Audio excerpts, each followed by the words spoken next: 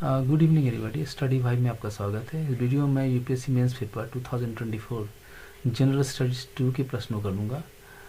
आज मैं जो प्रश्न लूँगा वो है क्वेश्चन नंबर 19 और 20।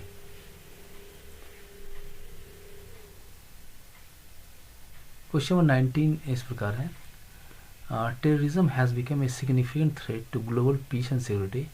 Evaluate the effectiveness of the United Nations Security Council's Counter-Terrorism Committee and its associated bodies in addressing and mitigating this threat at the international level. Question number 20 इस प्रकार है, discuss the geopolitical and geostrategic importance of Maldives for India with a focus on global trade and energy flows. Further, also discuss how this relationship affects India's maritime security and regional stability amidst international competition. ये दोनों प्रश्न 250 words के हैं।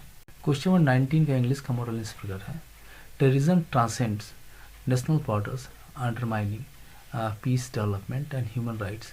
The UN security council established the Counter Terrorism Committee CTC through Resolution 1373/2001 to coordinate global counter-terrorism measures, promote state compliance and enhance collective security.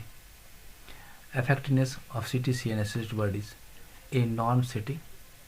The CTC has developed a robust legal framework including UNSC Resolution 1373, 1540 and 2178 obligating states to criminalize terrorism, financing, prevent arms proliferation and regulate foreign terrorist fighters. 2. Capacity building. Through the Counter-Terrorism Executive Directorate (CTED), it provides technical assistance, training and capacity enhancement to member states, particularly in border security, intelligence sharing and financial monitoring.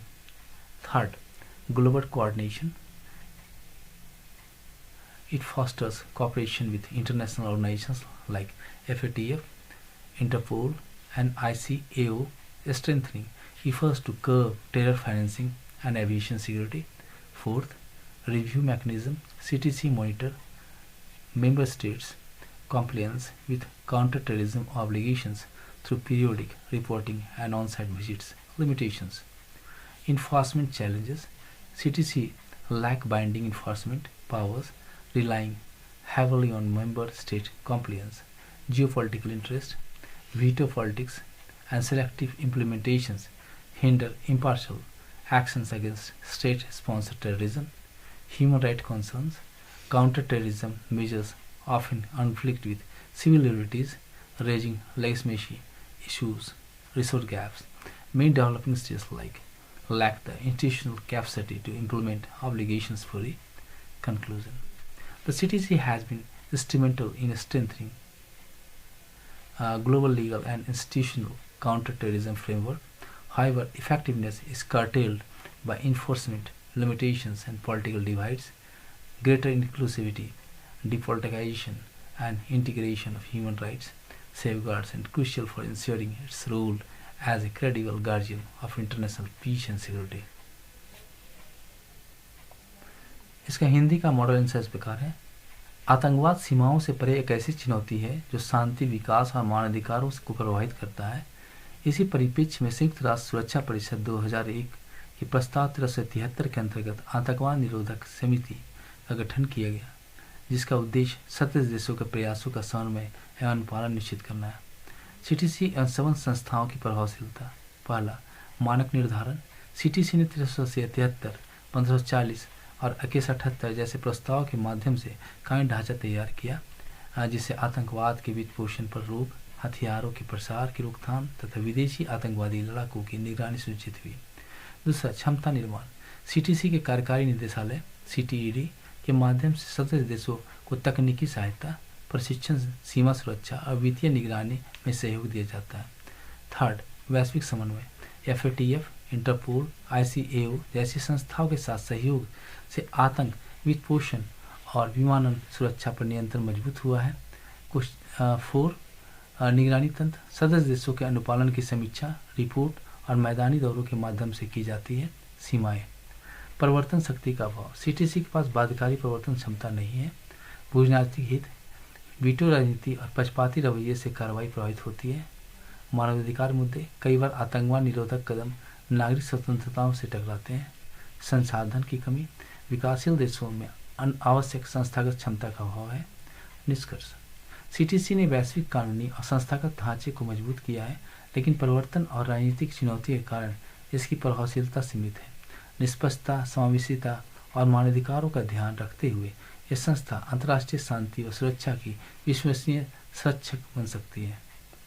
Question number 20 का English का model answer इस प्रकार है। The Maldives, situated south west of India in Indian oceans, occupies a central positions along major sea lanes of communications connecting the Strait of Hormuz, Malacca Strait, and global energy trade routes. Nearly 2/3 of global oil trade and significant merchandise transit through these waters, making the Maldives vital to India's maritime interest. Geopolitically, the Maldives is a part of India's neighborhood first and Sagar security and growth for all in the region doctrines. Its proximity to India's western coast and to critical choke points grants India a strategic advantage in monitoring maritime traffic, ensuring freedom of navigation and preventing hostile power from establishing a foothold. The growing presence of external actors like China under the Belt and Road Initiative (BRI), including infrastructure projects and potential dual-use facilities, heightens strategic competitions.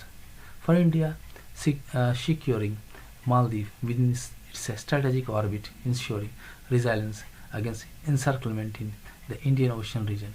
From a maritime security perspective, cooperation with the Maldives through joint patrol capacity building and defense partnership enhances India's ability to counter piracy, terrorism, and trafficking.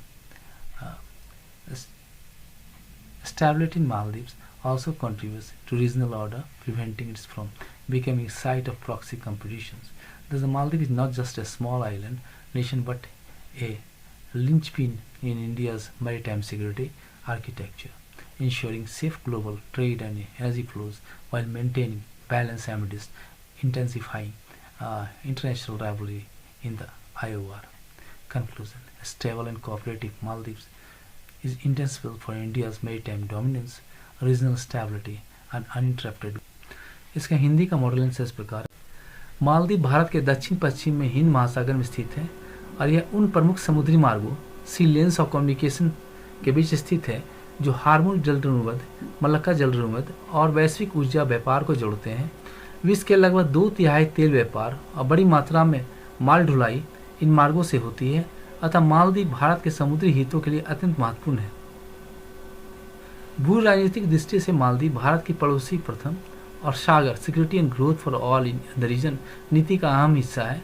इसकी निकटता भारत के पश्चिम तट और सामरिक जलडरों मध्य से होने के कारण भारत को समुद्री यातायात की निगरानी, नौवहन की स्वतंत्र सुरक्षित करने और शत्रु शक्तियाँ के पैर जमाने से रोकने में मदद मिलती है।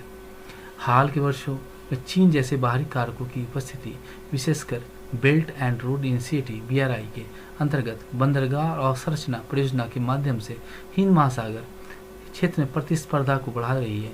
इस संदर्भ में भारत के लिए मालदीव को अपने सामरिक दायरे में बनाए रखना चीन के घेराव स्ट्रिंग ऑफ पर्ल्स की सुरक्षा के लिए आवश्यक है। समुद्री सुरक्षा के दृष्टिकोण से भारत मालदीव सहयोग, संयुक्त गश्त, क्षमता निर्माण, रक्षा सहयोग भारत को समुद्री डकैती, आतंकवाद और तस्करी जैसे चुनौतियों से निपटने में सक्षम बनाता है। साथ ही मालदीव में राजनीतिक स्थिरता पूरे क्षेत्र की शांति और संतुलन को सुनिश्चित करती है। निष्कर्षतः भारत की समुद्री सुरक्षा, वैश्विक ऊर्जा प्रभाव तथा क्षेत्रीय स्थिरता के लिए एक स्थिर और सहयोगी मालदीव भारत की सामरिक दूरी के रूप में अनिवार्य है। आपको यह वीडियो कैसा लगा? अपने कमेंट जरूर दें। अगर वीडियो अच्छा लगा तो चैनल को सब्सक्राइब करें, वीडियो को लाइक करें और शेयर करें। धन्यवाद।